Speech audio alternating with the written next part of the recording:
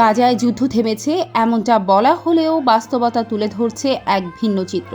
তবে কি ধাপে ধাপে নিঃশব্দে এক জাতিকে নিশ্চিহ্ন করে দেওয়া হচ্ছে?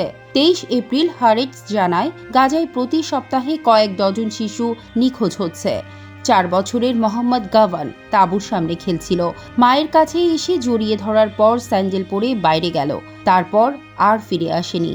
ফিলিস্তিনি নিখোঁজ কেন্দ্রের হিসাবে যুদ্ধের সময় 2900 শিশু নিখোঁজ, যার মধ্যে 2700 জন ধ্বংসস্তূপের নিচে আর 200 জন সম্পূর্ণ উধাও। সরকারি হিসাবে 2023 থেকে এখন পর্যন্ত 72,500 এর বেশি ফিলিস্তিনি নিহত হয়েছে। কিন্তু ফ্রান্সিসকা আলবানিজ সতর্ক করেছেন, প্রকৃত সংখ্যা 6,80,000-এর কাছাকাছি হতে পারে। ফেব্রুয়ারিতে আল জাজিরা এর অনুসন্ধানে উঠে আসে 2,842 জন মানুষ সম্পূর্ণভাবে উধাও হয়ে গেছে। গাজার বেসামরিক প্রতিরক্ষা বলছে, মার্কিন নির্মিত থার্মাল ও থার্মোবারিক অস্ত্র ব্যবহারে অনেক দেহ বাষ্পীভূত হয়ে যাচ্ছে। কোনো পরিবার জানায় ভেতরে 5 জন ছিল, কিন্তু পাওয়া যায় 3টি দেহ। বাকি 2 জন কোথায়? শুধু দেয়ালে ছিল রক্তের ছিটে, আর কিছু নেই।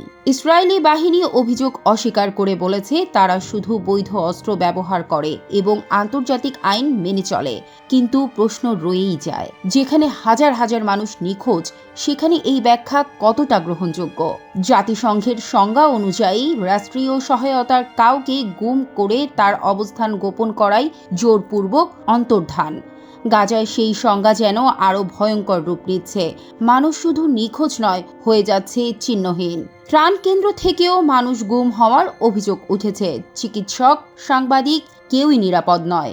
শুধু গাজা নয়, আর্জেন্টিনা, গুয়াতেমালা কিংবা মেক্সিকো, বিশ্বজুড়ে গুমের ইতিহাস রয়েছে। মেক্সিকোতেই 1,30,000-এর বেশি মানুষ নিখোঁজ। কিন্তু সংখ্যার চেয়েও বেশি ভয়ঙ্কর পরিবারগুলোর অনিশ্চয়তা, না জানার যন্ত্রণা। একজন ফিলিস্তিনি বাবা রফিক বদরান বলেন, আমার 4 সন্তান উধাও হয়ে গেছে। আমি খুঁজেছি, কিন্তু কোনো চিহ্ন নেই। যেখানে মৃত্যু নেই, দাফন নেই, শেষ বিদায় নেই, সেখানে শোকও অসম্পূর্ণ। আঞ্চলিক যুদ্ধ, ভূ রাজনীতি, অস্ত্র বাণিজ্য, সবকিছুর আড়ালে গাজার ট্র্যাজেডি ধীরে ধীরে অদৃশ্য হয়ে যাচ্ছে। কিন্তু একটি প্রশ্ন থেকে যায়, এটি কি কেবল যুদ্ধ, নাকি একটি জাতিকে নিশ্চিহ্ন করার পরিকল্পিত প্রক্রিয়া? গভীর উদ্বেগের সাথে প্রশ্ন উঠছে, যদি মানুষ চিহ্ন বা স্মৃতি ছাড়াই হারিয়ে যায়, তবে ইতিহাস কতটা সত্য মনে রাখবে? সিটিজেন ভয়েস, দেশ ও মানুষের সংবাদ।